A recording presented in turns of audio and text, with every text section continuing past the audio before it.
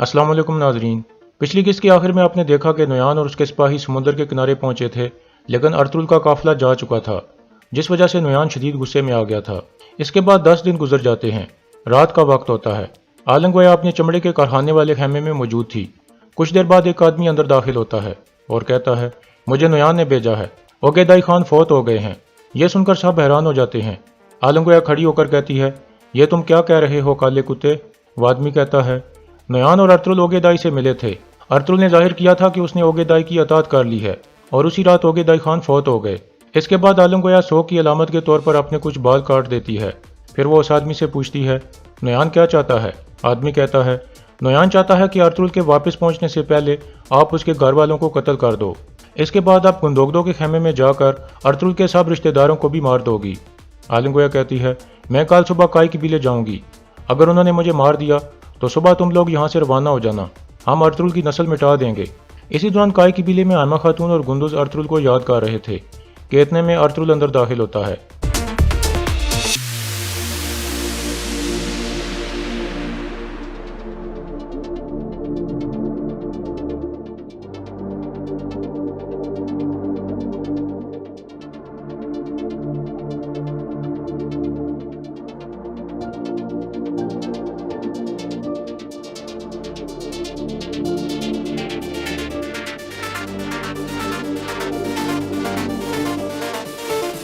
मुलाकात के बाद आयमा खातून पूछती हैं, अल्लाह के हुक्म से आप सब खैरियत से वापस आ गए हैं, अब मुझे बताओ कि क्या हुआ है? अर्तुल कहता है, हमने सुल्तान की दी हुई जिम्मेदारी मुकम्मल कर दी है वालदा। अमन के मायदे पर हमने मोहर लगवा ली है। इतने में सुगाई खातून उस्मान को उठा कर ले आती है। अर्तुल बहुत खुश हो जाता है और उसे प्यार करता है। फिर अर्तुल कहता है, माशाअल्लाह उस्मान पहले से काफ़ी मजबूत हो गया है वालदा, अल्लाह आपसे राज़ी हो सुगाई खातून। फिर अर्तुल कहता है, आप मेरे साथ आएँ वालदा, मैंने आपसे कुछ बात करनी है। इसके बाद वो दोनों दूसरे खेमे में चले जाते हैं। वहाँ जाकर अर्तुल पूछता है, अलमिला कहाँ है वालदा? आयमा खातून कहती हैं, वो अपने कारखाने में है, खैर है? अर्तुल कहता है, हमें पता चला है कि अलमिला का असल नाम आलम गोया है और वो हकीकत में उस गलीज नोयान की बहन है। यह सुनकर आयमा खातून हैरान परेशान हो जाती हैं। फिर अर्तुल कहता है, ये बात हमें ओगेदाई के जंगी कैंप पर पता चली वालदा, अभी आप ये बात किसी को भी मत बताना। पहले मैं उस मंगोल जासूस का मुंह खुलवाऊंगा जिसको गुनल्फ साहब यहाँ लेकर आए हैं, आप मुझे इजाज़त दें। यह कहकर अर्तुल बाहर निकल जाता है। कुछ देर बाद अर्तुल कैदखाने वाले खेमे में पहुंच जाता है। फिर वो उस मंगोल से पूछता है, तुम्हारा मालिक कौन है? आदमी कहता है, नोयान। अर्तुल कहता है, नोयान की बहन आलम गोया के बारे में क्या ख्याल है? यानी अलमिला खातून। मैं सब कुछ जान चुका हूँ कि चमड़े के कारखाने वाले सब मंगोल जासूस हैं। वो आदमी कहता है, हाँ, अलमिला नोयान की बहन आलम गोया है, मर्गिन और बरगुताई उसके आदमी हैं। नोयान ने हमें यहाँ भेजा था ताकि हम तुम लोगों को अंदर से तबाह कर सकें। फिर वो आदमी कहता है, मुझे माफ़ कर दें, मैं आपके लिए कुछ भी करूँगा। अर्तुल कहता है, सुलेमान शाह के बेटे अर्तुल की ज़मीनों पर जालिम के लिए कोई रहम नहीं है। यह कहकर अर्तुल उसका गला काट देता है। इसके बाद सुबह का वक्त हो जाता है। मंगोलों के जंगी कैंप का मंजर सामने आता है। एक सिपाही बुलंद आवाज में कहता है, कदन खान आ रहे हैं। फिर ओगेदाई का बेटा कदन खान अंदर दाखिल होता है।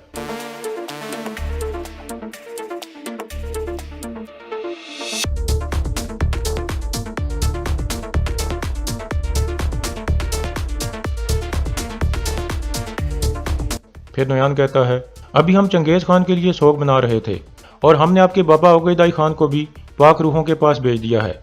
मुझे अफसोस है, मैं आपका दर्द महसूस कर सकता हूँ। इसके बाद कदन खान कुछ देर तख्त के सामने खड़ा होकर देखता है और फिर चलकर तख्त पर बैठ जाता है। इसके बाद वो सबसे मुखातिब होकर कहता है, मेरे बाबा ओगेदाई की वफात के बाद मेरी वालदा आर्जी तौर पर हुक्मरान होंगी। हमारी रियासत की सलामती के लिए मैंने ये फैसला अपने भाई ग्यूक खान के साथ मिलकर किया है। फिर कदन खान कहता है, चंगेज खान के कानून के मुताबिक मैं दश्ती किपचिक का हुक्मरान बन गया हूँ और जहाँ तक तुम्हारी बात है नोयान, यरमैगे ने चीन के एक बड़े हिस्से पर कब्जा करके हमारे इलाके में शामिल कर दिया है और तुम अनातोलिया लोगे। फिर कदन खान खड़ा होकर कुल्हाड़ा उठा लेता है और कहता है, मेरे बाबा ने सल्जूक रियासत के साथ जो 2 साल का अमन मायदा किया है वो मेरी और मेरी वालदा की नज़रों में बिल्कुल बेमानी है। मेरी फौज लेकर फौरन रवाना हो जाओ। यह सुनकर नोयान कहता है, इस अजीम खबर को सुनने के लिए मैंने बहुत इंतज़ार किया। इस खबर ने मुझे इस दुनिया का सबसे खुश तरीन इंसान बना दिया है। मैं अनातोलिया जाऊंगा और आपके लिए लाशें और खून लाऊंगा। इसके बाद मंगोलों के कारखाने का मंजर सामने आता है। अर्तुल के सिपाही वहां पहुंच चुके थे। मर्गिन और बरगुताई कुछ परेशान हो जाते हैं। तुर्गत और बामसी उनके पास पहुंचते हैं तो वो दोनों उन्हें खुश आमदीद कहते हैं। फिर वो दोनों मुस्कुराते हुए घोड़ों से उतर आते हैं। बारगुताई कहता है, आप सिपाहियों को भी साथ लाए हैं, क्या कोई मसला है? तुर्गत कहता है, हाँ, हमें पता चला है कि मंगोल हमारे इलाके में घुस रहे हैं और हमें उनकी शनाख्त भी पता चल गई है। बारगुताई पूछता है, कौन है वो? बामसी हंसते हुए उसके सामने खड़ा हो जाता है और कहता है, बारगुताई। यह सुनकर वो चौंक जाता है और फिर लड़ाई शुरू हो जाती है।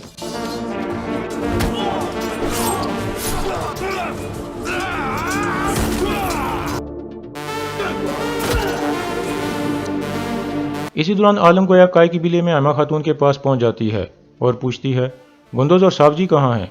आयमा खातून कहती हैं, वो सुगाई खातून के पास हैं, क्यों खैर है? आलम गोया कहती है, कल हम चमड़ा बेचने के लिए जा रहे हैं, जाने से पहले मैं आपको और बच्चों को मिलना चाहती थी। आयमा खातून कहती हैं, तुमने सही सोचा बेटी, आओ बैठो। यह सुनकर आलम गोया एक तरफ बैठ जाती है। फिर आलम गोया कहती है, रात को मैंने ख्वाब देखा कि अर्तुल साहब सही सलामत वापस कबीले में आ गए हैं। आयमा खातून कहती हैं, इंशाल्लाह ये सच होगा। मंगोल हमारे अंदर मौजूद हैं, ये हम जानते हैं, वो हमारे बहुत करीब हैं, हमें शक है कि वो हमारे खेमों में भी मौजूद हैं। आलम गोया कहती है, ये कैसे हो सकता है हैमा वालदा? गुनल्ब साहब ने उन गलीजों को पकड़ लिया था। हैमा खातून कहती हैं, गुनल्ब ने एक खबर भेजी है बेटी, वो हकीकत जान चुका है। जिन आदमियों को उसने पकड़ा था वो सिर्फ मंगोलों की एक चाल थी, उन सब ने हमें बेवकूफ़ बनाया। इतने में आलम गोया पीछे से खंजर उठा लेती है और फिर कहती है, कौन है वो गलीज हैमा वालदा? ऐन उस वक्त अर्तुल अंदर दाखिल होता है और कहता है, नुयान की बहन आलम गोया।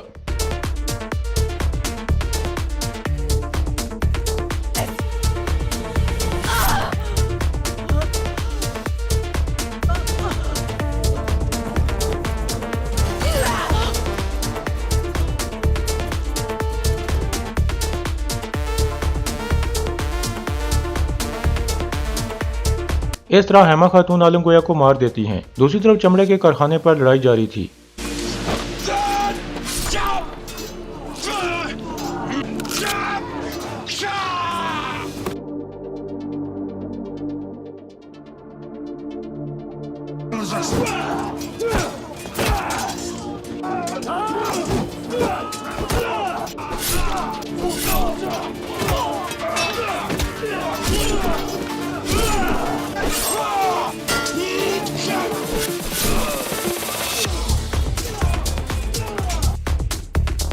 इस तरह मर्गिन के अलावा बाकी सब मंगोल मारे जाते हैं। बामसी कहता है, यह कुत्ता भागकर कहाँ जाएगा, हम इससे निपट लेंगे इंशाल्लाह। इसके बाद वो सब वहाँ से रवाना हो जाते हैं।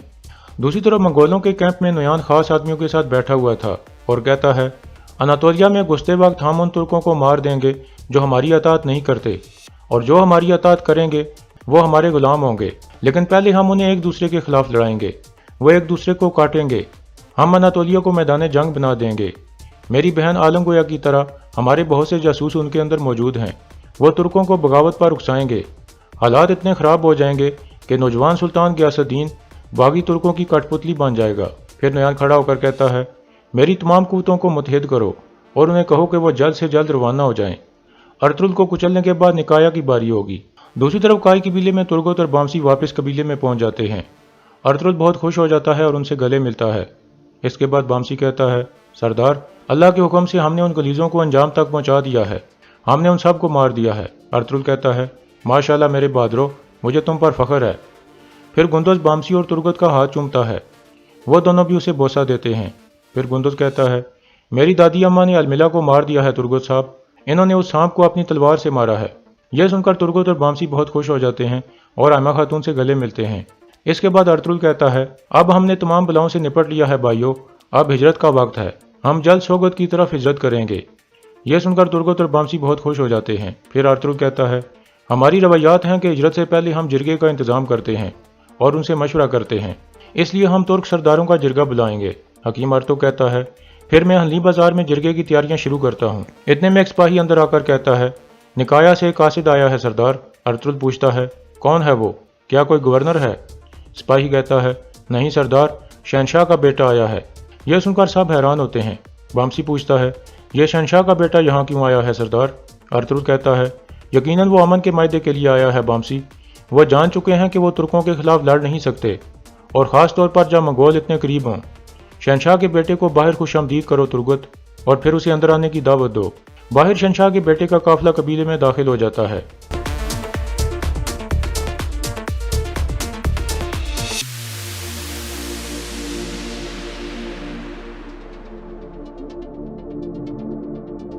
شہنشاہ کا بیٹا گھوڑے سے اتر کر کہتا ہے، میں شہزادہ تھیودر ہوں، میں شہنشاہ یانس کا بیٹا اور ان کا وارث ہوں۔ ترگت کہتا ہے، میں جاودار قبیلے کا سردار ترگت ہوں، خوش آمدید شہزادہ تھیودر۔ تھیودر کہتا ہے، میں اپنے شہنشاہ کی طرف سے یہاں ارطغرل صاحب سے ملنے آیا ہوں، میں ان کو تحفے پیش کرنا چاہتا ہوں اور صلح کی پیشکش کرنا چاہتا ہوں۔ ترگت کہتا ہے، ارطغرل صاحب اندر انتظار کر رہے ہیں، عبد الرحمن تم جا کر ارطغرل صاحب کو اطلاع دو۔ عبد الرحمن اندر جا کر کہتا ہے، شہزادہ تھیودر آیا ہے سردار۔ ارطغرل کہتا ہے، اسے اندر آنے دو عبد الرحمن۔